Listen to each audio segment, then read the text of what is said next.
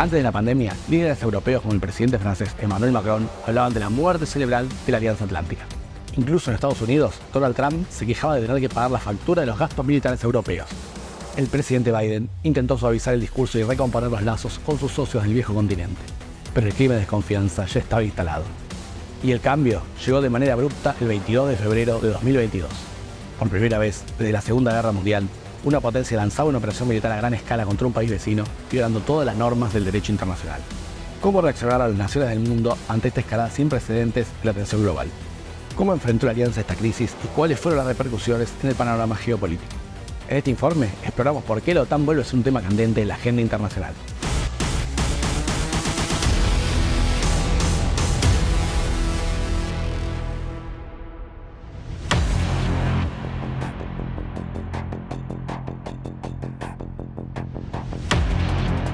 El 22 de febrero de 2022, tan solo 2 días después de reconocer oficialmente a las repúblicas separatistas de Donetsk y Lugansk, el presidente ruso Vladimir Putin lanzó lo que denominó una operación militar especial contra Ucrania.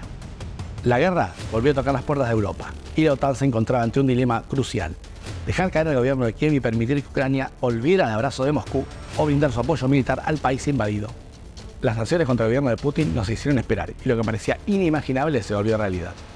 Los socios de la Alianza Atlántica comenzaron a suministrar armamento pesado, sistemas de defensa modernos y municiones a las Fuerzas Armadas de Ucrania. A medida que Moscú avanzaba en el flanco oriental del continente, la OTAN activó todas sus alarmas. Polonia y los estados bálticos revivieron los temores de la Guerra Fría, cuando sus territorios estaban bajo el yugo soviético o integrados en el Pacto de Varsovia bajo la órbita de Moscú. Más al norte, 2 naciones escandinavas que históricamente habían mantenido su neutralidad solicitaron la integración en la OTAN. Finlandia rompió su posición de cautela mantenida desde el final de la Segunda Guerra Mundial para evitar tensiones con un vecino incómodo, la Unión Soviética. Y en abril de 2023, Helsinki se convirtió oficialmente en el 31º miembro de la OTAN. Suecia, por su parte, decidió poner fin a 2 siglos de neutralidad, una política que había perdurado desde el final de la Guerra Napoleónica en 1815. Aunque la integración aún no se oficializó, el levantamiento del veto del gobierno turco deja abierta la posibilidad de que Estocolmo se una pronto a la Alianza Atlántica.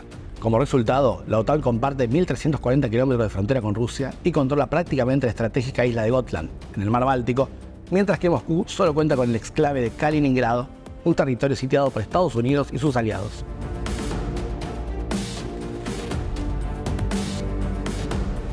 En junio de 2022, Madrid fue escenario de una cumbre que marcaría el comienzo de una nueva era. En el documento final, la OTAN calificó a Rusia como la amenaza más significativa y directa para la seguridad, la paz y la estabilidad del área euroatlántica. Desde la invasión de Rusia a Ucrania se fortaleció el flanco oriental de la OTAN, con la creación de 4 batallones de presencia avanzada en Rumania, Hungría, Bulgaria y Eslovaquia, que se suman a los que ya existían desde 2017 en Polonia, Estonia, Letonia y Lituania.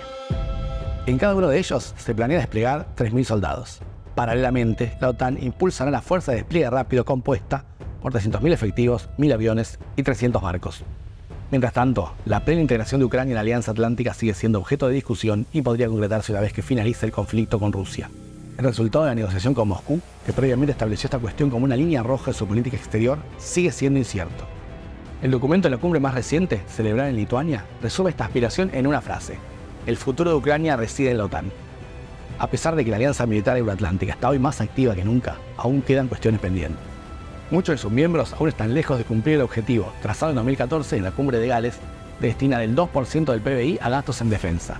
Solo Estados Unidos, el Reino Unido, Grecia, Polonia, Estonia, Letonia y Lituania cumplen con ese objetivo. Hoy, la muerte cerebral de la OTAN es un tema del pasado, y esta alianza militar parece más vigorosa que nunca. La tensión con Rusia alcanzó niveles sin precedentes desde el final de la Guerra Fría, y nadie puede predecir hasta dónde llegará esta confrontación. Si el video te resultó interesante, no dejes de compartirlo y dejarnos tus comentarios. Suscríbete a nuestro canal y activa la alarma para nuevas reflexiones y debates. Soy Mariano Roca y nos vemos en la próxima.